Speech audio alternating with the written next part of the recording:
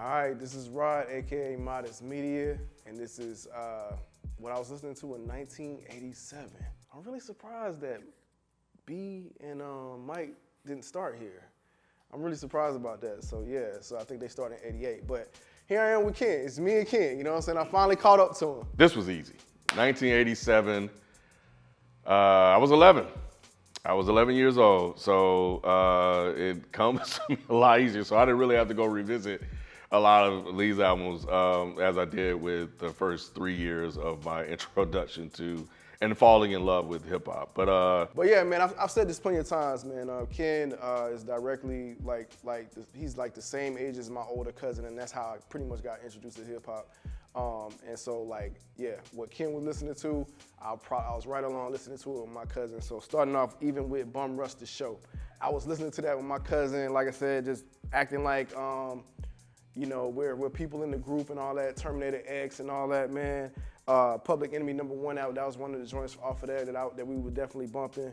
Man, I've talked about Public Enemy being one of my favorite groups. They dropped Yo Bum Rush the Show, Boogie Down Production. I really don't talk enough about KRS-One and how influential he was on me as a rapper. And this group, BDP, Boogie Down Productions, dropped Criminal Minded. Going down to Boogie Down Productions, yeah, like Ken said, man, like KRS-One, like South Bronx Bridge, the bridge is over. We was listening to that. I was listening to that as a kid, man. So yeah, that definitely was something I was bumping. Of course, Rock the House with DJ Jazzy Jeff and Fresh Prince was out. Girls Ain't Nothing But Trouble was a huge song that was on the radio. So I definitely remember listening to that. I really don't think I had the tape, but that song was huge. I don't know if Ken mentioned this, but DJ Jazzy Jeff and Fresh Prince, like that was what was it? Rock the House and Girls Ain't Nothing But Trouble. You remember that, Ken?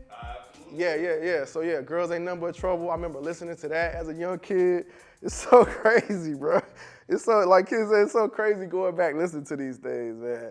I really don't know how B and Myke didn't start here, but LL Cool J, Bigger and Deffer, like, man.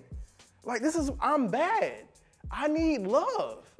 I was listening to this when this came out. Like, it was just like, wow. Like yeah, I'm really surprised they started in '88. Of course, Bigger and Deffer. You know, I was already a fan of LL Cool J, so now here he comes with his second album.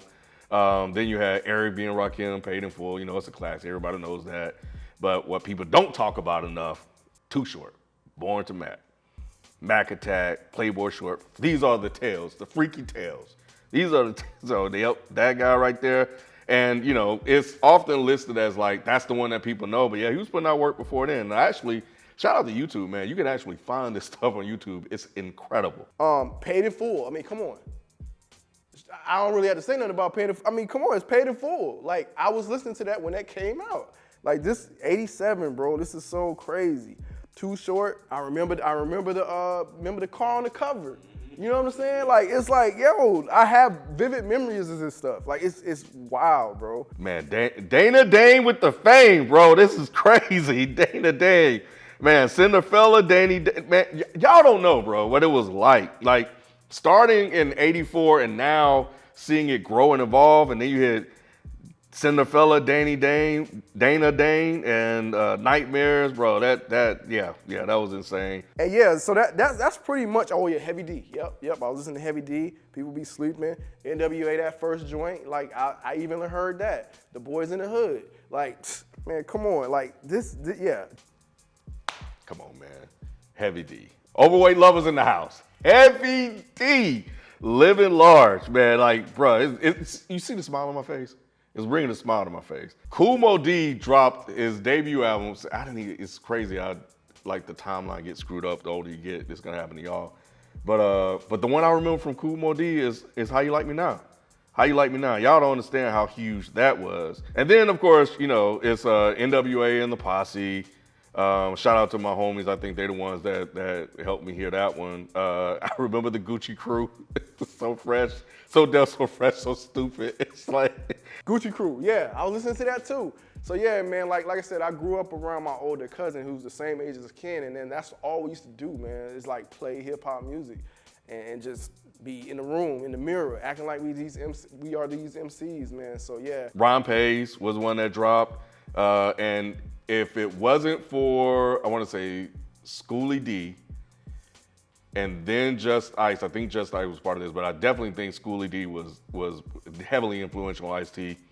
Yeah, you wouldn't have Ice-T, Ron Pays. Like, it's amazing kind of going back through this because there was the bridge.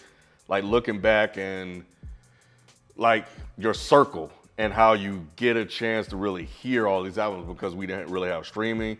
You know, the Fat Boys dropped their stuff back then.